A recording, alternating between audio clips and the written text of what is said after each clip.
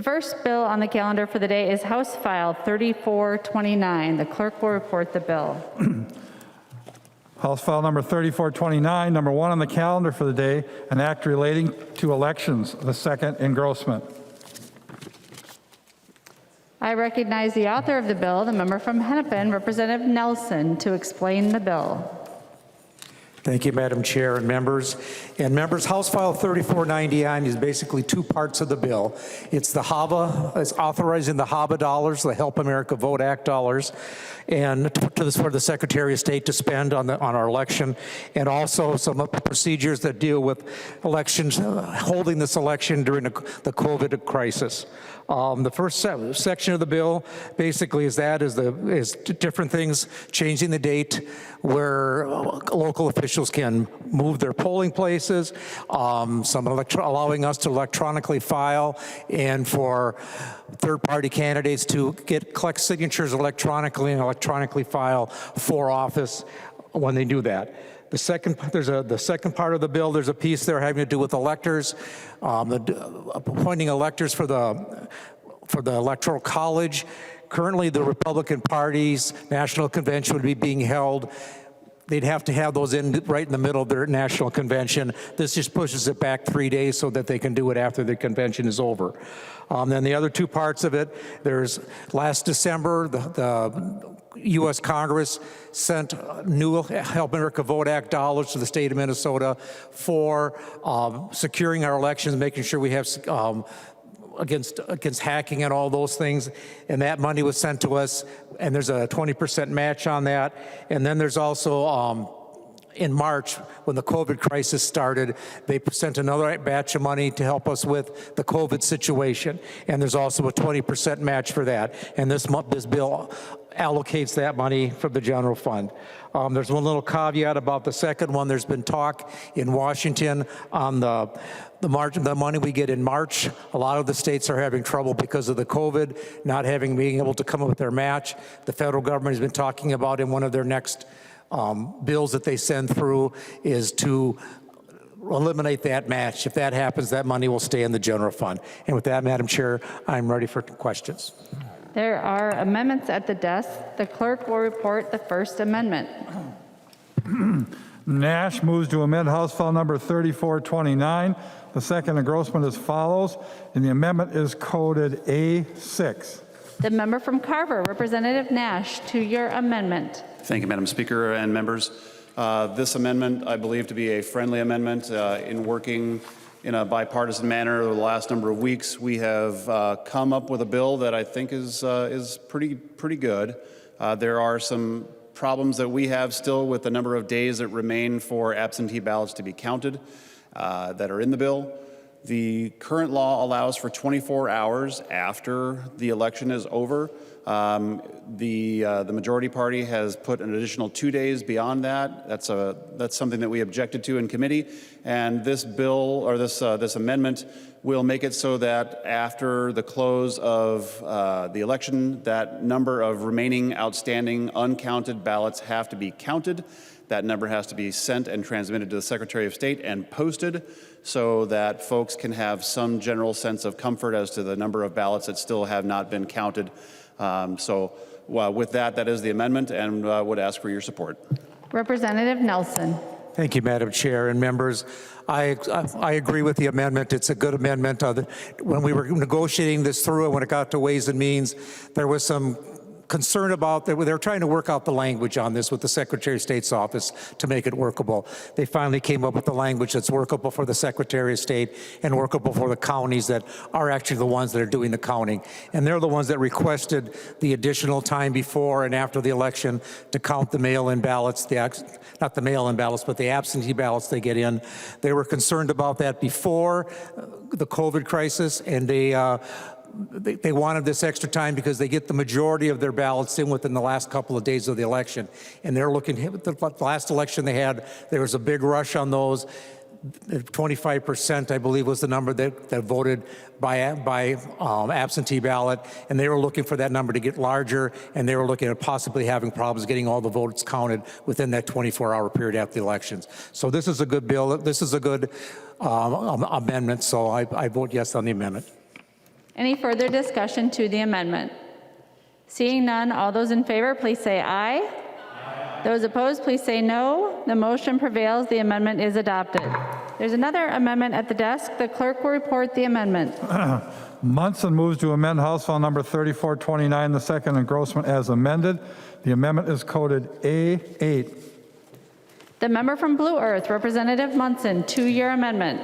Thank you, Madam Speaker and members. This amendment addresses a loophole in the candidate filing period. As you know, there's a 2-week filing window in which a candidate can run for state office. It starts about 2 weeks from now.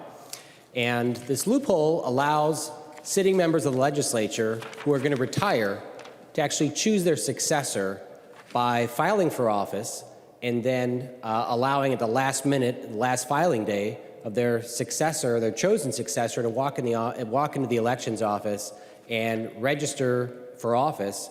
And then the incumbent can then remove their name from the filing registration for the next 2 days, which is a period of time in which candidates can remove their name.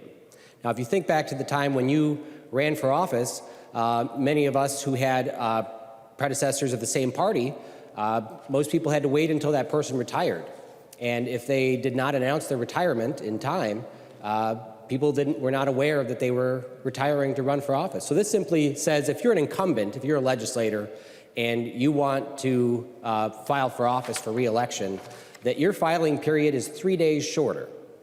And that if you remove your name as an incumbent from the ballot, that there's a 1-day required period of time that's open to non-incumbents to file for office. We want to have free and fair elections, and we understand that there is a power of incumbency that comes with being in office for name recognition purposes, and so we don't want legislators choosing their successor. We want this elections to be open for anybody in the community to run and serve their office. Has this happened in the past? Yes. It's also happened with a judge who removed his name during the withdrawal period, leaving no one on the election. And so this would simply require that there be, if the incumbent removes their name, that there be a simple 1-day filing period that's open to non-incumbents. And if we close this loophole today, members, then it won't happen again. And it also won't cost us hundreds of thousands of dollars to run a special election if we have an empty spot on the ballot. So members, I ask for your support. Thank you. Representative Nelson. Thank you, Madam Chair and members. I oppose this amendment. Talking it over with the Secretary of State's office, there are some issues with this as far as legalities, different people having different filing dates, and it could be a legal issue that we could get sued.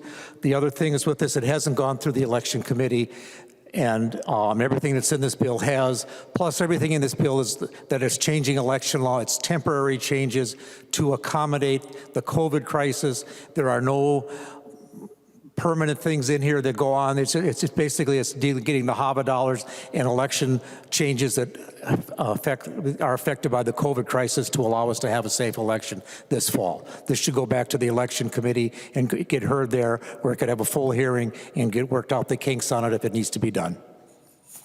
Further discussion? All those in favor of the amendment, please say aye. Those opposed, please say no. The motion does not prevail. The amendment is not adopted. Clerk will give the bill its third reading. Third reading, House File Number 3429, as amended. Third reading as amended. Discussion to the bill. Representative Nelson. Madam Chair, it's a good bill. Vote yes. The member from Hennepin, Representative Long. Thank you, Madam Speaker. I'm very glad that we're taking up this bipartisan elections bill today. I think it contains some really important pieces, in particular the additional days to be able to process.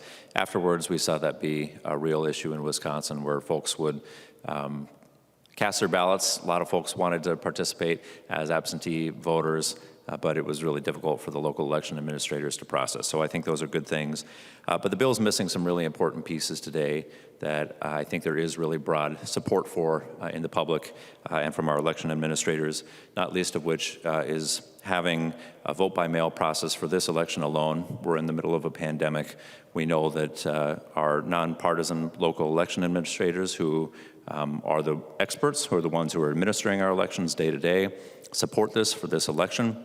They believe that that would enhance their safety. They believe that this would allow for more voters to participate in a safe way. And I believe that mail-in voting is not a partisan issue. When you look around the country, this is a process that's used in other states. The state of Utah uses this. We have red states and blue states that use this to great effect. If you look at this last election, the state of Alaska had a very successful mail-in primary ballot where participation was up considerably over their last election. The state of Washington had the highest turnout in the entire nation with a mail-in ballot primary this time.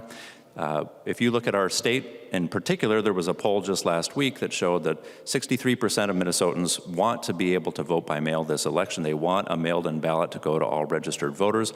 Only 26% opposed. This is broadly supported, and I think we just have to look at Wisconsin across the border to see what happens when you try to push through an election during a pandemic. We saw people have to make the decision between whether to go to the polls and risk their own health or stay home and not be able to vote. And that's not a decision we want any Minnesotan to be able to make. The Wisconsin election already has 50 confirmed COVID cases that came as a result of that. So we here in Minnesota should look ahead, look down the road, understand that in the fall, there are predictions of having another COVID-19 resurgence, another wave. August is coming up very quickly. We are not too soon to be taking these actions, and we know that this was something that would really protect our elections. The other piece of this bill that I want to speak to that was left out is that I have a provision that would allow for a fix to our permanent absentee voter system. Right now, you can sign up to be a permanent absentee voter. I have constituents who have come to me with great confusion because they signed their name as a permanent absentee voter, and then they think they're going to get a ballot, but that is not in fact how it works. You actually have to then request a ballot. They are only mailed an absentee registration for checking on that list. That's not how other states do it. It's very confusing to voters. There are 20,000 people who are signed up on this list, and we could fix this right now and avoid the headache of local election administrators having to deal with this issue and what we know is going to be a very stressful election. I presented this idea to the minority. They were not willing to move on it, although they didn't give me a reason why not. I'm hoping that we can continue to work on these issues and try to have some agreement down the road. This issue in particular, is the permanent absentee balloting, is supported by the League of Minnesota Cities, supported by Minnesota Association of County Officials. So with that, I'm pleased to support the bill today, but it falls short of where we need to go, and I'm hoping that we can come back and keep working on these issues. Thank you, Madam Speaker. The member from Olmsted, Representative Quam. Thank you, Madam Speaker and members. Would the author of the bill yield for a series of questions? He will yield. Representative Quam. It might be good for the people, the citizens, to understand the current system. Can you enlighten us as to the number of weeks that early and in-person absentee voting can take place? Representative Nelson. Thank you, Madam Speaker, and Representative Quam. Currently under current law, 1 week before the election, or 7 days before the election, they can vote in person and their ballot gets counted. This is expanding it to 2 weeks before the election. And then we're giving an extra 2 days after, or 3 days after the election, but an extra 2 days to count the ballots. Representative Quam. Thank you, Madam Speaker. Would the author continue to yield? He will. Representative Quam. Can you have the rest of the question of the in-person absentee balloting and the length before that you can do an absentee ballot? Representative Nelson. Thank you, Madam Chair, or Madam Speaker. I believe that's 45 days before the election they can vote in-person absentee, and what confused me was that, but 7 days before they can actually put their ballot, the in-person absentee ballot, but they can actually put it in the counter and have it counted. Representative Quam. Thank you, Madam Speaker, members and people of the public. It's very obvious that we have a very accessible 45 days is quite a bit of time. We can in-person vote extensively beforehand. So we are providing. Representative Long indicated things were missing. And I agree that things were missing. And if the author would yield to some more questions. He will yield. Representative Quam. Thank you. Can you enlighten us into how many states were exempted from HAVA's requirement for provisional ballots? Representative Nelson. Thank you, Madam Speaker. And Representative Quam, I believe it's 3, and we're one of 3 states that do not have provisional balloting, and that's because we have same-day registration at the polling place. So therefore, if there was a mistake or slip up in their name, the person's name didn't get put on the voters register, that they could register right then and still cast a vote that day. We're one of 3 states that allow that, again, because we have in-person registration on the day of election. Representative Quam. Thank you, Madam Speaker. Well, actually, there are states with same day that had provisional ballot provisions. What the HAVA Act with provisional ballots did was guarantee no one was denied a ballot. It was for voter accessibility. It was to prevent disenfranchisement. And this bill continues Minnesota being exempted, one of the 3. I believe it's about 96 or more % of the citizens of the United States live where they have that protection of a provisional ballot. This bill does not include that, and I'm disappointed. And then, would the author yield? He will yield. Representative Quam. Thank you. The Legislative Audit Commission did an audit of voter registrations.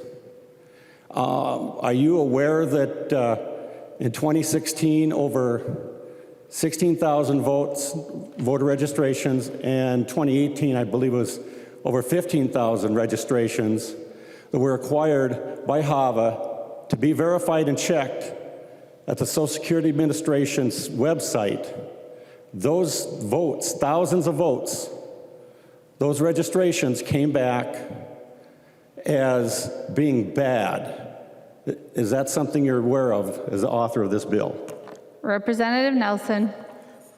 Thank you, Madam Speaker. And Representative Quam, there's the part of the process when a person registers to vote, whether it's before the election or on election day, the Secretary of State's office sends a voter return, I know what it is, but anyway, they send a postcard out to the address that the person registered at. I could live at that address and vote on that day, and I may move a month later. It takes about 45 or so days for them to get that registration postcard back. That's a non-returnable postcard. So if that person no longer lives there, it would go back to the Secretary of State's office. And the Secretary of State is required to turn over that information to the county attorneys, and they investigate to make sure that people didn't vote fraudulently. And we've not had many cases of those in the state. Representative Quam. Thank you, Madam Speaker. Well, I'd like to enlighten the author of this bill. The Legislative Audit Commission went through and audited registrations. Now, you referenced a more general verification of registrations. This is a subset of those registrations. They're actually checked with the Social Security Administration for being valid and came back. So this is a subset of over 15,000 one time, 16,000 another time that came back as bad, and that's a subset of the total registrations that were verified by postcards. Now, when they went to committee and testified about this and they were asked, the auditor didn't know. What were the determinations on those thousands of registrations that were deemed bad by the verification of the federal government? And they went through and said, you know, we need to do another audit. They did a sampling audit. And in the meantime, I asked the Secretary of State, sent a letter and said, hey, what are the results of verification on these thousands and thousands of bad registrations? The reply I got was, that's not our jurisdiction. that should be verified by the counties.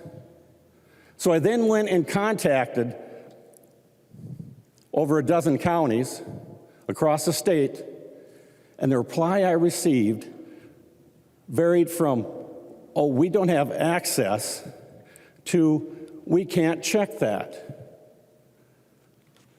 So we've got thousands of bad registrations that aren't being verified, which would be fine if the counties said, okay, it's listed as, a challenge, there's an issue with the registration, but there are rules that Secretary of State's office adopted that said, they basically can ignore that. Counties are saying, oh, you're listed here as there's a problem. We'll ignore that. We'll just same-day register and let you vote. We'll worry about it later. And there's no verification, check, and balance. Would the author yield to another question? He will yield. Representative Quam. Thank you, Madam Speaker. You probably recall, about 3-4 years ago, there was one of our longest-serving members was in a primary, and there were hundreds of voters registered at a P.O. box store. Can you enlighten us as to the results of the verification on that? Representative Nelson. Madam Speaker and members, I don't have those figures at the tip of my tongue or here with me. Madam Speaker and members, this bill is what Representative Quam is talking about is a lot of election issues that need to go through the election committee and come out through a bipartisan election bill. This bill here is designed to changes that are needed in the light of the COVID pandemic so that we could hold fair elections and safe elections this fall. It is not permanent election changes. The stuff that from the Munson Amendment and the stuff that Representative Quam is talking about are permanent things that need to be worked out through the election committee. And right now, we're dealing with issues that have come up that we need to deal with so that we can have an election this fall and our voters can feel safe in the state of Minnesota. Representative Quam. Thank you, and thank you, Madam Speaker. Well, I was moved by the call by Representative Long that there are important things missing. And I remember many statewide races decided by hundreds of votes, hundreds. I remember there being a recount where I think it was 300 and some votes. And during that recount, we found, was it 217 or 19 that were found in a trunk? There were a lot of different things that happened. And what this bill is missing is, yes, we need to do some things this election cycle. But when we do that, we need to make sure that we maintain the integrity of our election system.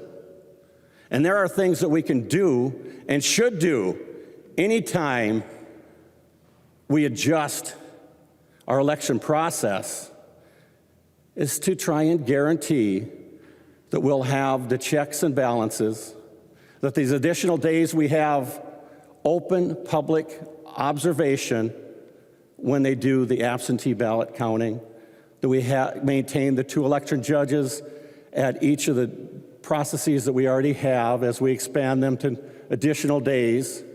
There are certain checks and balances, and that we need, and that is our duty, to ensure the integrity of our elections. And every time we do an election bill, we could stop and say, hey, what can we do better? What can we make more visible, more transparent, and ensure our citizens believe in the system and the integrity? And I agree with Representative Long that things are missing. I just have a different list, and as come out in the discussion, this list has been around for years, many years. Thank you, Madam Speaker. The member from Hennepin, Representative Bonner. Thank you, Madam Speaker. Thank you, members.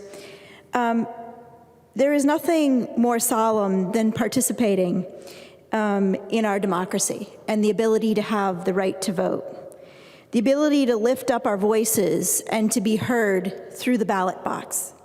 That is something that here in Minnesota we take very seriously. And in fact, Minnesota has some of the highest voter participation year after year after year. We take that as that solemn oath, that civic duty, as something that we all hold dear. This bill is the result of a lot of work by folks on both sides of the aisle, and there is some great work done in this bill to make some adjustments, particularly in light of COVID. None of us could have foreseen where we would be today or the things that would be necessary in order to make sure that our elections stay free and fair and safe. I am very thankful to our friends on the other side of the aisle, as well as my Democratic colleagues, for all of the work that has gone into this bill. And of course, thank you to Chair Nelson for all of the work that he has done as well. That said, I also want to mention that as part of the chair of the vice chair of the Elections Committee, and with the work that I've done on the Blue Ribbon Commission on IT, one of the other pieces that's really important to note about this bill today is that we've had many robust debates about things like cybersecurity. And one thing that we know for certain is that those folks don't take a day off.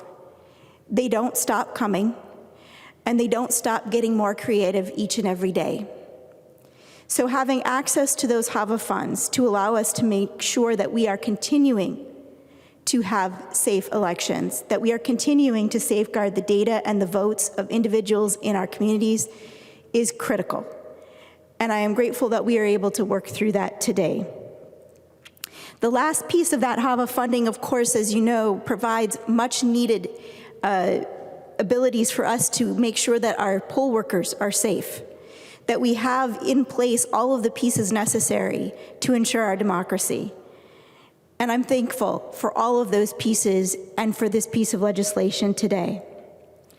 But one last thing before I go that I'd like to bring up is that, as my colleague Representative Long mentioned, there is one very critical piece missing today, and that is the idea of voting by mail. Voting by mail has been done in red and blue states and has been effective, and it has been safe. More importantly, there's this saying that says we should work smarter and not harder. We know that voting by mail is not only cheaper for the state, it is safer, and it has robust checks and vetting by the Office of the Secretary of State. These are things that are critical. And when we work to get this, we know from talking to experts that one of the challenges we may face this fall and in our general election is that many of the folks who dedicate themselves to being in our polling locations and dedicating themselves to democracy are in high-risk categories during this pandemic. Many of these poll workers are not able to fulfill that duty anymore. These are individuals who have spent decades as election judges and helping ensure that our democracy happens as it should. If we do not have enough poll workers, we know that there is a strong possibility that polling locations may have to be modified, either in their location, because they belong in a place with their high-risk populations, or because we simply don't have enough and we will have to combine polling locations. By doing that, that also means that we are potentially asking voters to wait in line, very long lines for hours, people who may be at higher risk. And I have a very difficult time asking folks in my community who are elderly to stand in a line for 2 to 3 hours to vote. I don't think that's fair.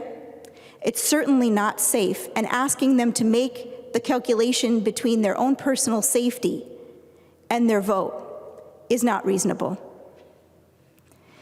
But the other thing that I'd like to say about voting by mail is to keep in mind that many areas of our state already have the ability to vote by mail, and in fact, they do so exclusively. Many of our smaller cities and townships do so. They do it effectively. But what's troubling about this concept of vote by mail is that we can trust that in these small communities that those folks can be trusted to vote by mail. But what we're really saying is that in communities like mine, that the folks of Maple Grove and Osseo, of Plymouth and Minnetonka, of Minneapolis and St. Paul, that somehow they are less trustworthy and cannot be relied upon to vote by mail. Not only is that inaccurate, it is flat out wrong. I think that we need to take a hard look at how we address this crisis and make sure that we are ensuring equity for all people, no matter what their risk category, no matter what their party line may be. I think that is essential to ensuring the foundations of our democracy. I want to thank you, the folks on both sides of the aisle once again for their hard work today, and it is my hope that we can continue this work to get that done. Thank you so much, members. The member from Carver, Representative Nash. Well, thank you, Madam Speaker and members. Yes, Representative Bonner is right. A lot of bipartisan effort was expended to get the bill to where it is today. The bill started off much differently, and I'm glad that we were able to remove some of the provisions that were in there that would have prevented that bipartisan effort. So I wanted to thank Chair Nelson and Chair Dean for working with us. You know, the bill's not perfect, and I think that both sides will walk away saying, I wish that this, whatever, insert your thing into there. Some wanted to vote by mail. We didn't want vote by mail because we feel very strongly that if you want to vote by mail, we have that covered today. So you can do that via absentee balloting. But, you know, there are some things that are now in the bill that we had asked for that provide some comfort and some guidelines. Namely that there initially was emergency powers for the Secretary of State. That's been removed, and I'm glad that's been removed. There is in the bill now some expression of what HAVA funds can be used for, and I think that's fantastic because the federal law that was signed in HAVA 2 and the CARES Act have very strict definitions about what that money can be used for, and we're just making sure that that is complied. I also want to point out that this language is permissive language, that the only thing that would happen, that must happen, is the likely changing of polling places. If this COVID-19 thing goes away, and I pray it does, we can go back to our normal way of doing an election. And I know that all of us that negotiated this bill and working with each other really hope that that does happen. But again, this is a permissive language bill. If this all goes away, it's going to revert back to the normal way that we do our daily, or our business when we do elections. But again, I recognize that some people on both sides of the aisle are going to not like things in the bill, wishing that there was something that was in the bill. We wish that there were 0 days after the already permissible 1 day after the election for counting of absentee ballots. But compare this to last year, and we have come a long, long way towards the good side of things. Representative Dean's laughing there. Thank you, Representative Dean. Again, it's not perfect. We don't like things, you don't like things, but I think what I have heard over the course of the last number of weeks from people across Minnesota is thank you for finding a bipartisan approach to making this election something that will work, because a lot of the money that's in there from the HAVA can be used for things like disposable pens, sneeze guards like you see at the grocery stores, if this is still going on, that can be used to protect poll workers. It can be used to buy things for e-poll books. It can be used for a great number of things. And that should provide Minnesotans a lot of comfort on how they go about casting their vote. And interestingly, I asked the Secretary of State in committee, and I asked both the chairs of the respective committees that this has gone through, could people in the state of Minnesota file for an absentee ballot and get it if they want? And there was no restriction. There was no say, oh, we can only allow X number of people. So for those that think that that's not the case, you can order and get an absentee ballot anytime you want. So I'm glad that we were able to work through this bill calmly. There were times where the tension was pretty high, and I appreciate that this bill was brought forward and negotiated in a bipartisan manner, and I think that you'll see that there is a great deal of support for this. It's going to go over to the Senate, and I think that there will be some things that are further negotiated, and I think that after we're all done, we will find that the people of Minnesota will support this bill and support our efforts. So thank you very much, and thank you, Madam Speaker. The member from Hennepin, Representative Jordan. Thank you, Madam Speaker. To illustrate why this bill is so important, members, I'd like to tell you about my polling location. I live in Minneapolis's 1st Ward in Precinct 6. My neighbor is active and civically minded, and we have extremely high voter turnout, 78% in 2018. And some of us do vote absentee, but many of us vote in person at our polling place, which is located at Parker Skyview High Rise. Parker Skyview is a 25-story public senior high-rise with over 300 units. And normally, having our polling location in such a large building is wonderful. Residents, many of whom have limited mobility, can vote from their own building, and it's helpful to have voting taking place in a notable and accessible community landmark. In 2018, over 1,500 people successfully cast their ballots on Election Day. But as we've heard today, this will not be a normal election year. Because of COVID-19, what would normally be a happy celebration of our democracy will require major changes to keep all of us in 1-6 safe, and the residents of Skyview in particular safe. These residents are among the most vulnerable to this horrible illness, from which seniors, people of color, and individuals with underlying health conditions have suffered the most. And my precinct is not unique. 4 out of 14 polling locations are senior residence buildings in my district. And without this bill, my neighbors and I will have an impossible choice, that between exercising our right to vote and protecting our health.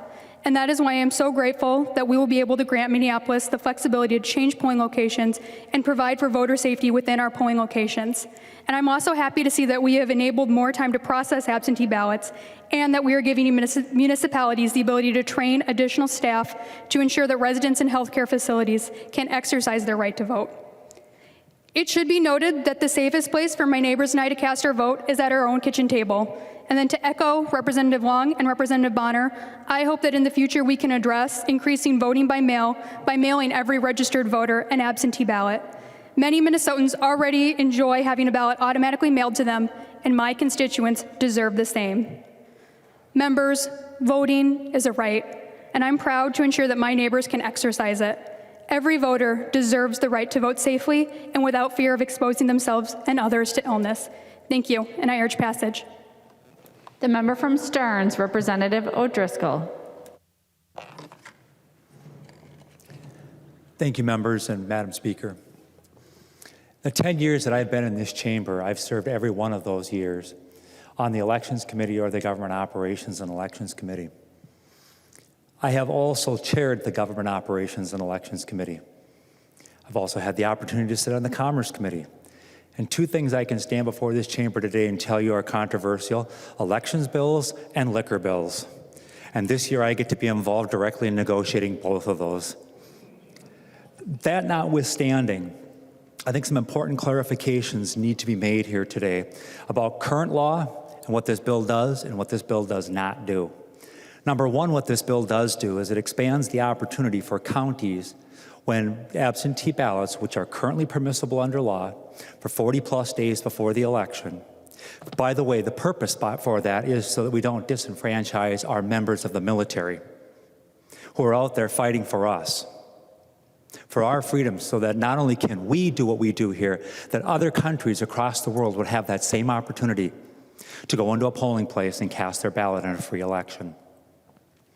What this bill does is it makes money available so that counties have the resources to be able to do counting of absentee ballots for 14 days before the election. What does that do for us? It gives us more accurate results on the night of the election. Because we don't have mail-in ballots doesn't mean that people can't request an absentee ballot. And that's a very important thing to keep track of. Because when we talk about an absentee ballot, we have been able to request those for any reason here in the state of Minnesota without needing to have an excuse. What it also does is it also allows folks to be able to safely, which are concerns that people have on this bill, and with mail-in ballots, safely in their own home, cast their ballot and send it back in. What else does it do?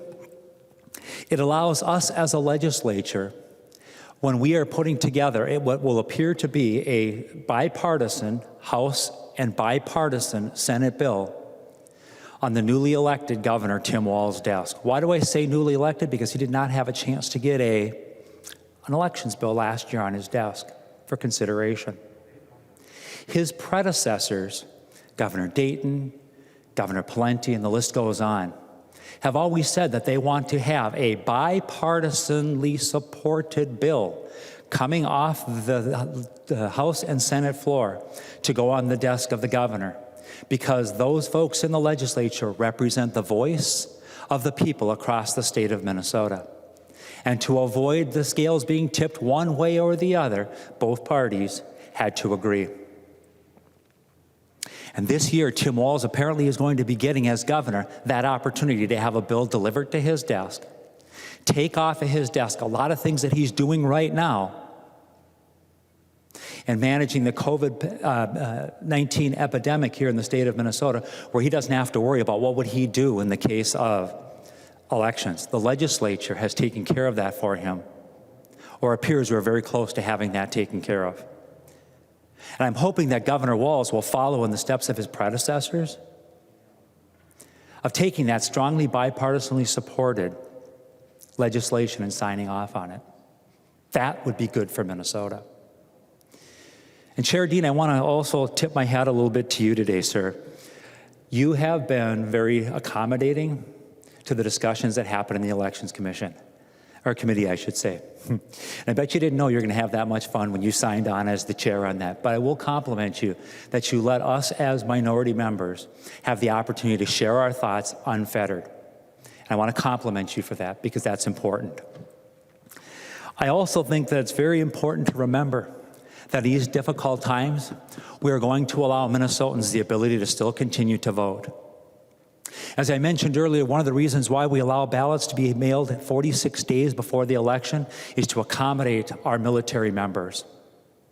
And what I want to let you know, folks, is when we talk about accommodating those military members, when the Taliban and our problems in the Middle East and the folks were starting to be able to have free elections, they didn't have to dodge a virus. They had to dodge bullets that were flying at them to go in and to vote to a free election, to elect their leadership for their country. They also had to dip their finger in ink so anyone and everyone knew who they were. And dare I say that if a bullet didn't catch them going in and out of the polling place, one could identify them. This is not a perfect bill. This is not a perfect world. But we are working with what we are dealt. Members, I strongly encourage a green vote today. Thank you, Madam Speaker. A member from Hennepin, Representative Dean. Thank you, Madam Speaker and members. Thank you to all of you who have spoken previous to me. You brought up a lot of the issues that I think have been something that we've been toiling over. You know, we know that we're in pretty unusual times. And I don't think any of us sitting in this chamber or on the session in the phone knew where we were going to be today 4 months ago when we started session. We are in some usual times, and you know, here we are. I think the past several weeks, we at the legislative efforts have focused a lot on the issues related to the pandemic, whether it's making sure that our medical care is funded, whether we're addressing some of the economic hardships that have come and other type of hardships in responding to the immediate needs of Minnesotans. A few weeks ago, several members here, including myself, the Secretary of State, We took a look at the impact on Minnesota voters and poll workers during this time of the COVID-19 crisis and how that was going to impact the 2020 elections. Yes, we will have elections in 2020. And although that may have seemed far away, the preparations for that is already beginning. And we will get through that in the next few weeks. But over the past couple weeks, a group of us have been working to put together a bill that would allow for a significant increase in the number of Minnesota voters who would use no excuses absentee voting. In the statewide elections in 2018, I believe we were close to 25% of voters voting through absentee. And I think with this bill, I think we can surmise that we could probably get that up to 55 to 65%. And what that will do is that will reduce the number of people that will go to the polls on Election Day so that voters and workers will be safe. And we won't see what happened in the state of Wisconsin in their recent election. I don't believe that we will allow that to happen in the state of Minnesota. And this agreement that was agreed to by bipartisan legislators, it was not just us as legislators. The Secretary of State was involved, along with both of the committee chairs, as well as the leads, the GOP leads in those committees. And I want to call out bipartisan staff participated in developing what we're looking at, as well as our nonpartisan staff. But I think the thing we need to recognize is that this was significantly influenced by local and county election officials throughout the state, and they're the ones that actually conduct our elections.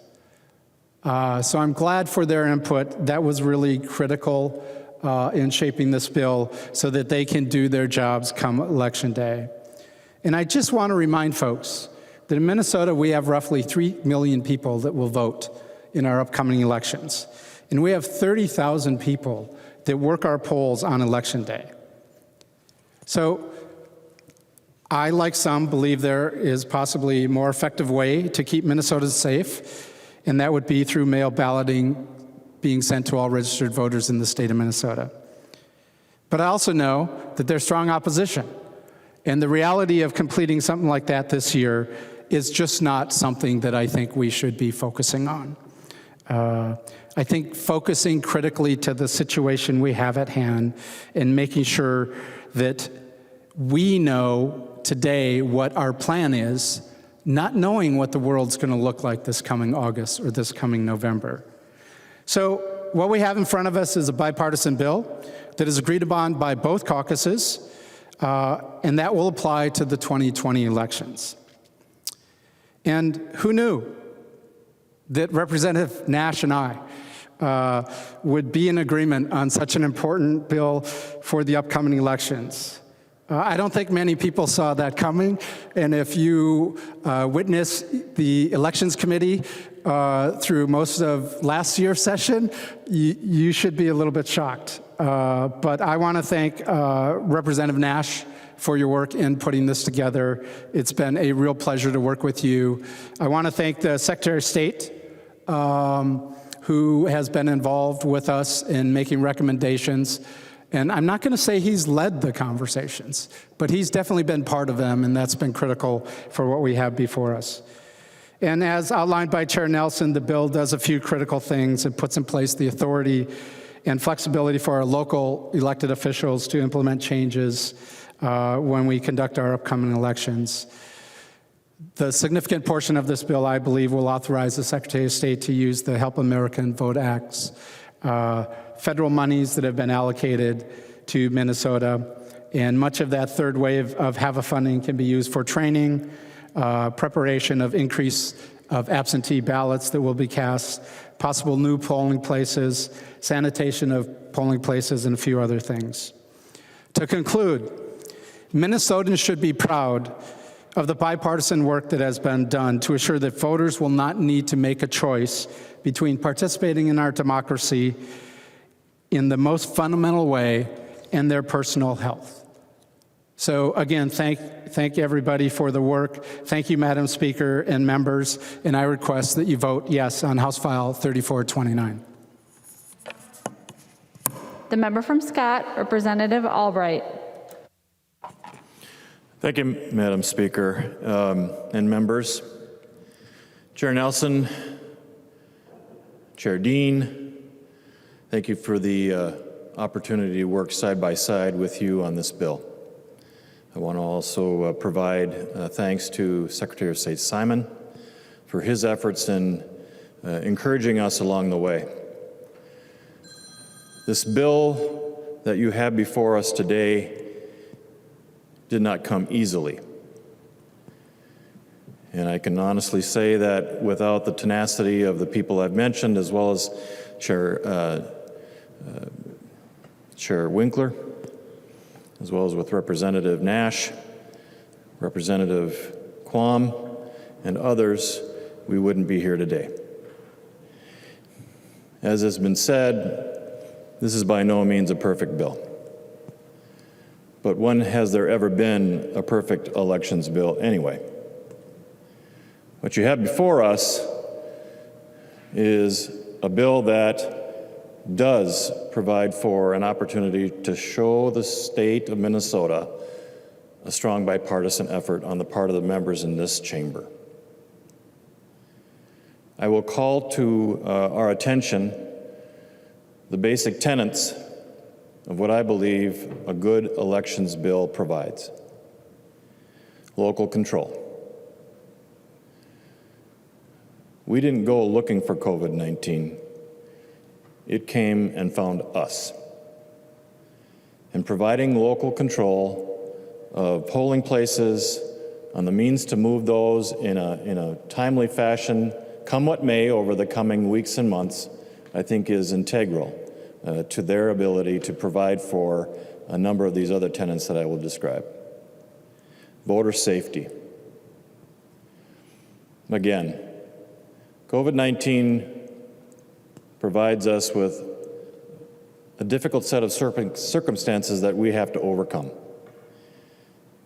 I think we have accomplished a great many of those in the bill that we have before us today. Polling access goes hand in hand with voter safety. Making sure that the availability to cast a vote on that day, whether it be the primary or the general election, keeping yourself safe and providing for an opportunity to let your voice be heard by the folks that represent you in the state of Minnesota and in Washington will be accomplished. And above all else, members, what we are charged with in bringing forward an elections bill is the integrity of the system. The trust that each Minnesotan places in us to make sure that not one more and not one fewer votes are cast is our obligation. That is our charge as a steward of our election certificate. And I believe that this bill goes a long ways towards accomplishing those goals. There is still work to be done. And I have every faith and confidence in the people that will make those efforts, that we will accomplish great things on behalf of the state of Minnesota in this upcoming election cycle. Thank you, Madam Speaker. The member from Hennepin, the Majority Leader, Representative Winkler.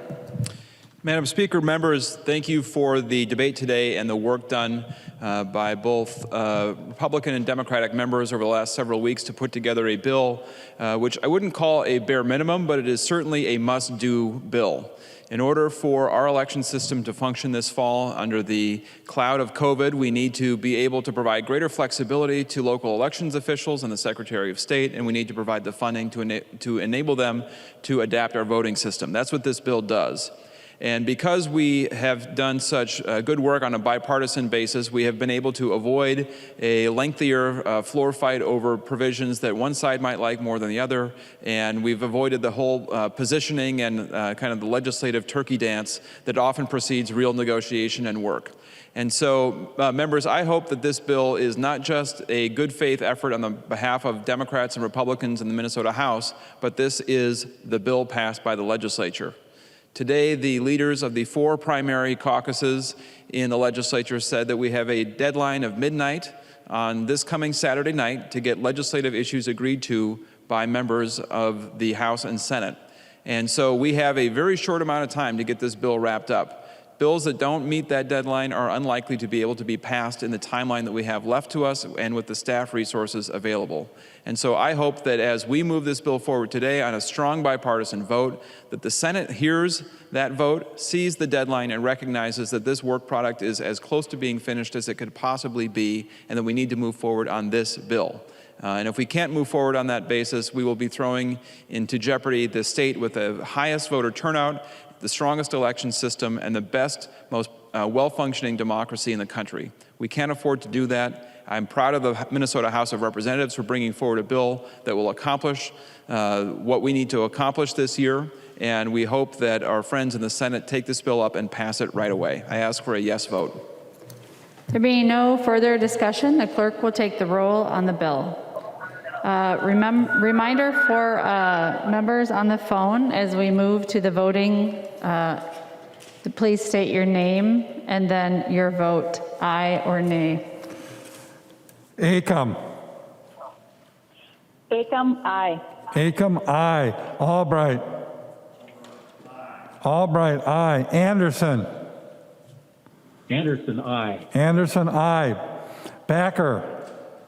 Backer, aye. Backer, aye. Bonner. Bonner, aye. Barr. Barr, no. Baker. Baker votes aye. Baker, aye. Becker Finn. Becker Finn, aye. Becker Finn, aye. Bennett. Bennett, aye. Bernardi. Bernardi, aye. Bernardi, aye. Bierman. Bierman, aye. Bierman, aye. Bull. Bull. Brand. Brand, aye. Brand, aye. Cantrell. Cantrell, aye. Cantrell, aye. Carlson, A. Carlson, A, aye. Carlson, A, aye. Carlson, L. Carlson, L, aye. Carlson, L, aye. Christensen. Christensen, aye. Christensen, aye. Claflin. Aye. Claflin, aye. Considine. Considine, aye. Considine, aye. Daniels.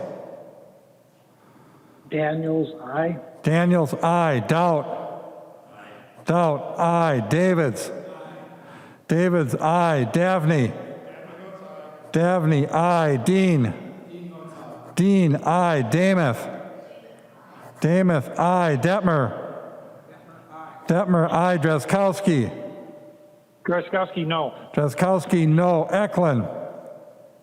Eklund, aye. Eklund, aye. Edelson. Edelson, aye. Edelson, aye. Elkins. Elkins, aye. Elkins, aye. Erickson. Erickson, aye. Fabian. Fabian, aye. Fisher. Fisher, aye. Fisher, aye. Franzen.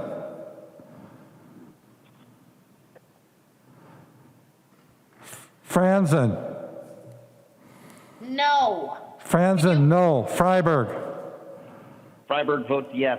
Freiberg, aye. Garofalo. Garofalo, yes. Garofalo, aye. Gomez. Gomez, aye. Gomez, aye. Green. Green, aye. Green, aye. Grossel. Grossel, aye. Grossel, aye. Grunhagen. Gruenhagen, no. Grunhagen, no. Gunther. Gunther, aye. Gunther, aye. Haley. Haley, aye. Haley, aye. Halverson.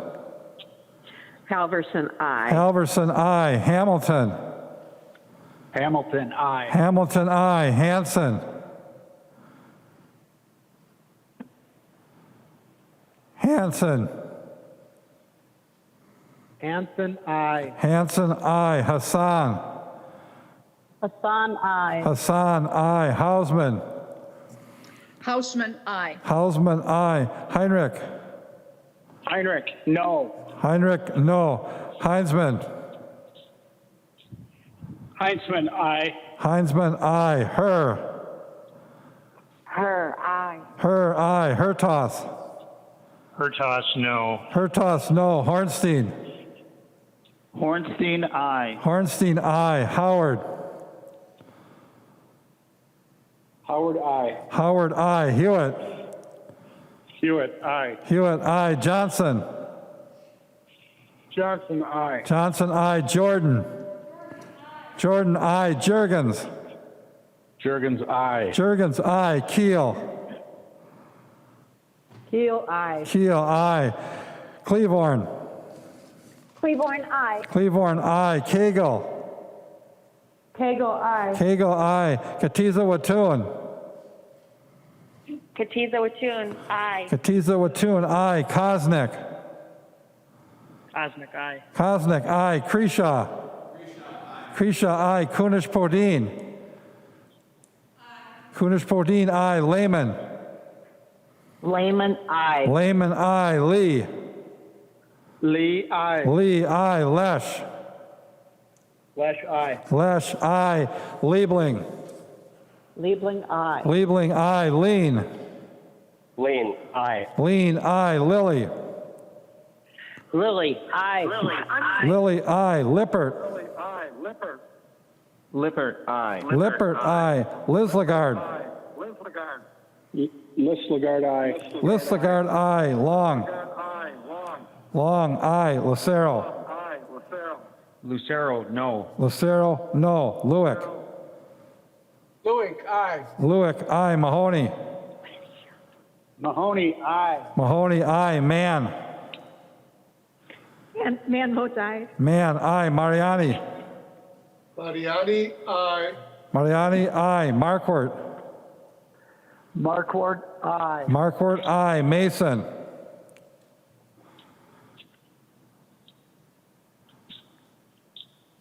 Mason. McDonald. McDonald, no. McDonald, no. Mecklin. Mecklin, no. Mecklin, no. Miller. Miller, aye. Miller, I. Moeller. Moeller, aye. Moeller, I. Moran.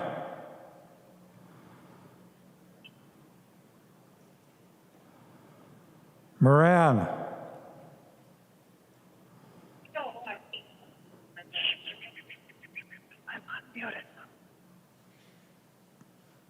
Morrison. Morrison, aye. Morrison, I. Munson. Munson, no. Murphy. Murphy, aye. Murphy, I. Nash. Nash, I. Nelson, M. Nelson, M. I. Nelson, N. Nelson, N, aye. Nelson, N. I. New. Excused. Nor. Nor, aye. Nor, I. Nornis. Aye. Nornis, I. Novotny. Novotny, no. Novotny, no. O'Driscoll. O'Driscoll, I. Olson. Olson, aye. Olson, I. O'Neill. O'Neill, aye. O'Neill, I. Pulowski. Pulowski, aye. Pulowski, I. Purcell. Purcell, aye. Purcell, I. Petersburg. Petersburg, aye. Petersburg, I. Pearson. Pearson, no. Pearson, no. Pinto. Pinto, aye. Pinto, I. Poppy. Poppy, aye. Poppy, I. Poston. Poston, aye. Poston, I. Pryor. Pryor, aye. Pryor, I. Quam. Quam, no. Richardson. Richardson, aye. Richardson, I. Robbins. Robbins, aye. Robbins, I. Runbeck. Runbeck, no. Runbeck, no. Sandell. Sandell, yes. Sandell, aye. Sandsted. Samstead, aye. Sandsted, aye. Sauk. Sauk, aye. Sauk, aye. Schumacher. Schumacher, aye. Schumacher, aye. Schultz. Schultz, aye. Schultz, aye. Scott. Scott, aye. Scott, aye. Stevenson. Stevenson, aye. Stevenson, aye. Sundin. Sundin, aye. Sundin, aye. Swazinski. Swazinski, aye. Swazinski, aye. Tabke. Tadke, aye. Tabke, aye. Tice. Tice, aye. Tice, aye. Torkelson. Torkelson, aye. Torkelson, aye. Erdahl. Erdahl, aye. Erdahl, aye. Vang. Vang, aye. Vang, aye. Vogel. Vogel, aye. Vogel, aye. Wagenius. Wagenius, aye. Wagenius, aye. Wozlowick. Wozlowick, aye. Wozlowick, aye. West. West, aye. West, aye. Winkler. Winkler, aye. Wogamot. Wogamot, aye. Wogamot, aye. Zhang Jie. Zhong J, aye. Zhang Jie, aye. Zhang Ti. Zhong T, aye. Zhang Ti, aye. Joachim. Joachim, aye. Speaker Hartman. Speaker Hartman, aye. Bull. Bull. Bo votes aye. Bull, aye. Mason. Mason votes aye. Mason votes aye. Mason, aye. Moran. Moran, aye. Moran, aye.